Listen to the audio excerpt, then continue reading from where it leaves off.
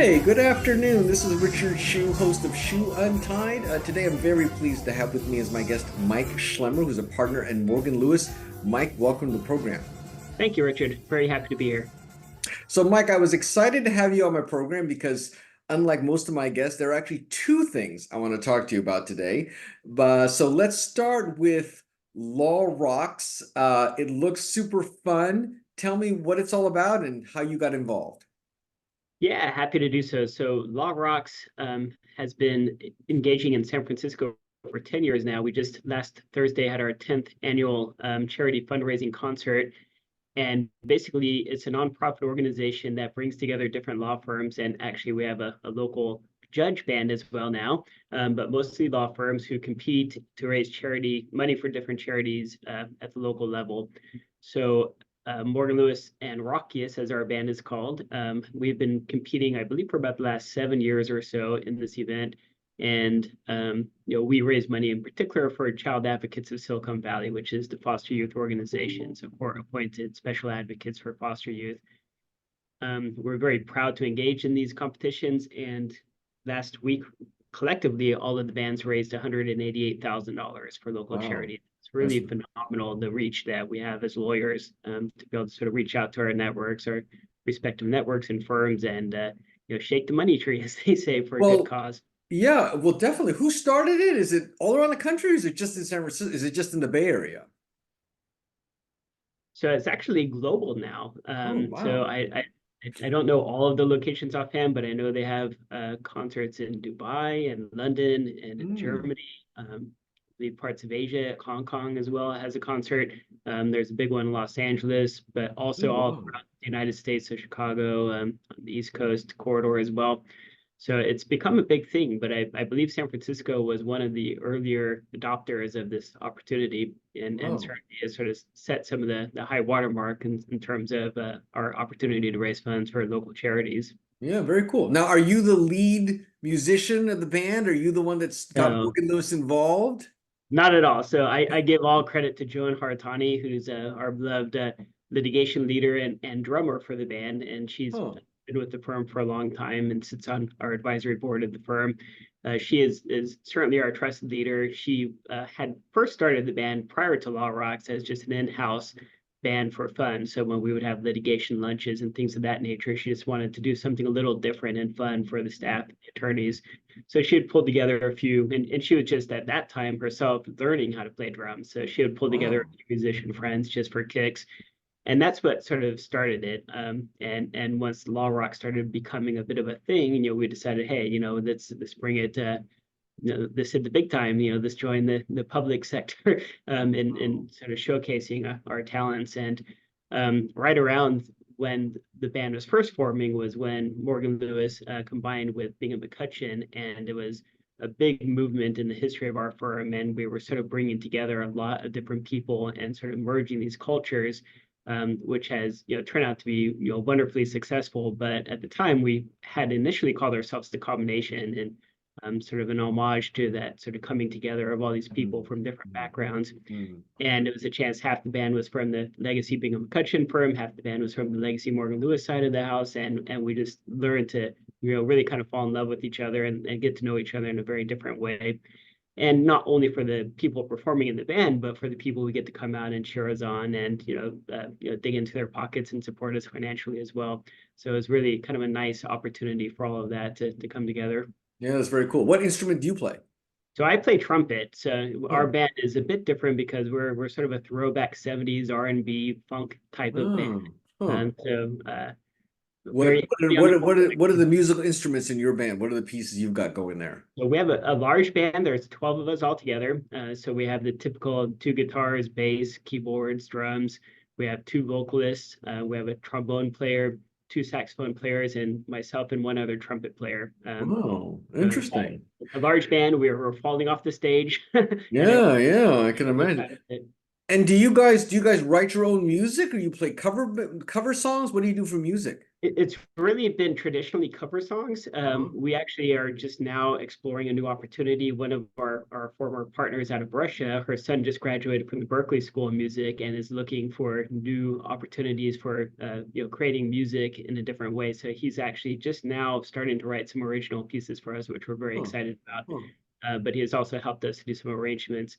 One of our colleagues, her husband, happens to be a middle school music teacher, and that's been very helpful to us because he's been able to help us sort of bring our thoughts and make arrangements that we can all sort of come together and be in the same key and start in the Yeah. same place and all that good stuff. What kind of cover songs did you play this last time, for example? Yeah, so this past set we did Proud Mary, Brick House, play that funky music, Uh-huh. Uptown Funk, Good as Hell. We try and bring a few of the newer stuff in. And then we did a sort of an homage to when Kiss was doing the Hall of Fame. He did a sort of Soul Man slash Kiss mashup. So we Uh-huh. sort of tracked Uh-huh. that. Uh-huh.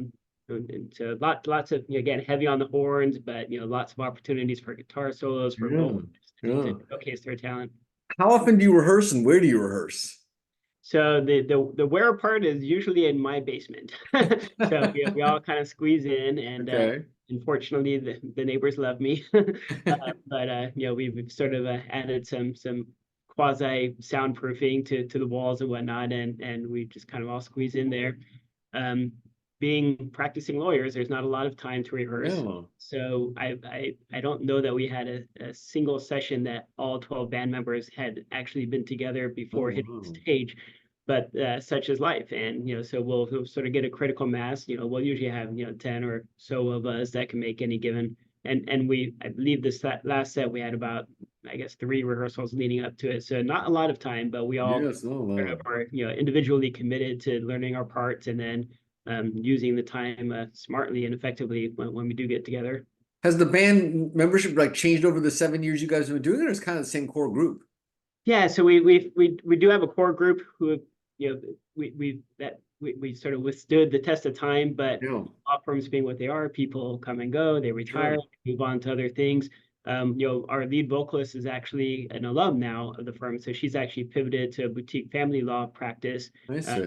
But she's continued to sing with us, and we love to have her as long as she'll be with us. And you've done it all 7 years though. Correct. Yes. Okay. Yeah. So you're one of the founders of the group. Yeah, I can't quite claim that I'm a founder because I wasn't there in the early litigation lunches, but in terms of us going public, yeah, I've been Yeah. there Yeah. from the Yeah. beginning of that. That's really cool. Well, let's switch topics to another thing that you do that I saw on LinkedIn. I'm fascinated by because this is something I would love to do, and that is being an exhibit explainer at the Exploratorium. How did you land that, and what do you get to do for that? Yeah, so exhibit explainer. So the Exploratorium is and I know you had mentioned in your email that you love it as well. It's one of my Yeah. places still to this day, and I'm a longstanding member. And but as a youth growing up in the Bay Area, they have this program that's called the Exhibit Explainer Program, and it's intended for high school age kids.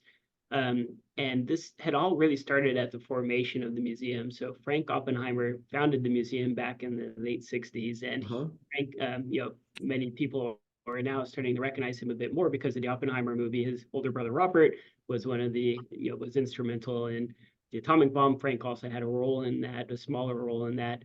But in his later life, he decided he wanted to augment what high school could do for science for kids and be Hmm. able to show the world that there's this really beautiful, amazing side of science and technology. So that was the sort of impetus for designing the Exploratorium, is sort of give back to the world like this opportunity to really kind of see the good side of science, and particularly for high school kids to be able to sort of dig in and inspire them to kind of think about and learn about the world around them. So I was really fortunate. My older brother had actually done this prior to me, and he had been an explainer in the late 80s, and I was always just fascinated and in awe of him and his friends, who all seemed so very cool and thoughtful about the way they approached the world. Hmm. So when I sort of came of age and was a high school kid in the mid 90s, early 90s, I tried to be honest. The first time I applied, I was not accepted. It is a selective Hmm. program. I kept Hmm. trying, and then I got in by, I guess, my sophomore year of high school, and then continued on from there. And it was definitely a life-changing experience. So you get paid not a lot, but you get paid to learn what the exhibits are and then to help to explain them to the general public. And sometimes, some really notable public, like Robin Williams, the late great Robin Williams was a huge fan. He'd call it Disneyland for adults. So I got Huh. to meet him and his family a few times coming through and got to show them some really neat stuff. But even just talking to the general public, learning how to speak to strangers, Yeah. how to get people interested and engaged, and it was just an amazing experience. I Um, assume the program continues, right? They still bring in high school students. It still Absolutely. continues till this day, I assume. It absolutely does. So if anybody is visiting the museum, look for any high school looking person in an orange Oh, vest. and they'll And they will be explainers.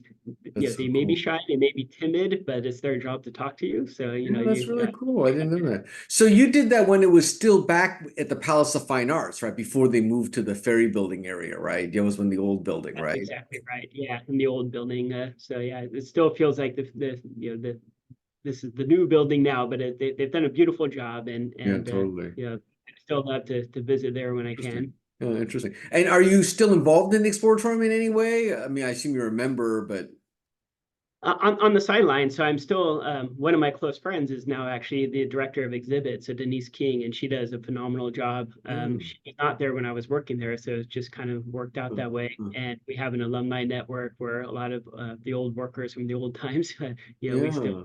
share experiences, and when we see neat things, like the solar eclipse that happened recently, we Oh share yeah, right, our right. Were you observations. always interested in science as a kid? I'm assuming so. Yeah, but this really brought it to a new level, Yeah, I bet. and it then continued with me. So in law school, I thought I was going to become an IP lawyer, and because of that, Mm. it really inspired me. I got a degree in MCD biology. I was really got Oh, had a focus on IP law, and then did a certificate of law and technology at Berkeley Law. yeah. Um, and then got introduced to employment law as a summer associate for the first time, and realized I could engage with people and the people issues of this while working on the sidelines of technology and science, which is exactly what I do now. So it still very much informs Oh, my worldviews and the way I oh, engage with that's clients. so interesting. So, how in what way do you get to do the science? Because the companies you work with, they're technology companies. How does the science part come into your practice? Yeah, exactly. So yesterday, for example, we had our what we call our tech roundtable, and it's a big annual coming together of all the sort of heads of state of the top employment lawyers and HR directors of all the sort of big household name tech companies. And I love it. I still get excited. They're doing, they're creating the exhibit, so to speak, the new Mm. technology.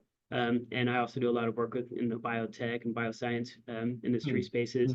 Hmm. Hmm. So yeah, it doesn't directly, it doesn't inform, that there's no magic language or anything about Yeah, it. yeah. It's just that intellectual curiosity that I Yeah, think. yeah, yeah. Oh, that's really cool. Before you decided to become an IP lawyer, though, were you thinking you were going to become a scientist? I'm assuming that that was in your mind in college. Yeah, that's exactly right. So, and more precisely, this is when biotech was first becoming a thing, and I was Sure. thinking along those lines, and then I was thinking along the lines of medicine. So I took the MCAT and did all the preparatory work for a medical school pathway, and then actually then got a bit derailed and fell in love with the people side, became a social worker for a few years. Huh. And again, now I feel like my practice just weds all of that because I'm doing Yeah. employment law, bringing together the interpersonal elements of the workplace, while still getting to be on the sidelines and seeing all this great technology and developments. Huh. Oh, that's really cool. I love that story about how it all kind of pieced together, even though it wasn't maybe exactly the Yeah, way it you was a planned, but meandering that ended up in the right place. Yeah. do your kids like science? Do you get to explain stuff to your kids? I'm sure you do a lot of that to your kids. Well, for better or worse, no kids in my Ah, uh, okay. currently, but I do have lots of nieces and nephews, and yes, and it is a lot of fun to get to bring them. And I do have two dogs, and little known secret that the Exploratorium is dog friendly. And believe it Oh, or not, my dogs, my Yorkie in particular, gets really intrigued by some of those exhibits. So I'll that's hold them funny. up, and That's you'll see funny. the lights doing stuff and the sounds doing stuff, and you see his Good for ears, you. and it's really kind of fun. Could So you yes, my take? nieces and nephews, human connections as well. Yeah, yeah, very And, cool. and even people on my team, we've brought associates there for team building events, Oh yeah, and we yeah, yeah. did a big client event there as well. So it's That's a very great cool. format, a great platform for all of that. Do you ever vision like a day where you might like teach high school science or something like that? And maybe later when you retire, do you ever see that as a possibility? Yeah, maybe not high school science, but one of the favorite things I used to do is dissect cow's eyes, and and yeah, it's one of the the sort of famous opportunities, observational opportunities there at the museum, and Yeah. and these often high school kids are sort of going through the dissection process, and I just always found that to be so fascinating. Yeah. So who knows? Maybe have an eye dissection future ahead of me still. Yeah. Yeah, definitely. Definitely. Well, Mike, this has been a fascinating conversation. It was wonderful talking to you about those subjects. Maybe the next time we do this, we'll do a live podcast and you can give me a tour of the Exploratorium while we have Sure. this conversation. Yeah, I would love that, Richard. That would be fantastic. This is Richard Hsu and Mike Schlemmer. Thanks.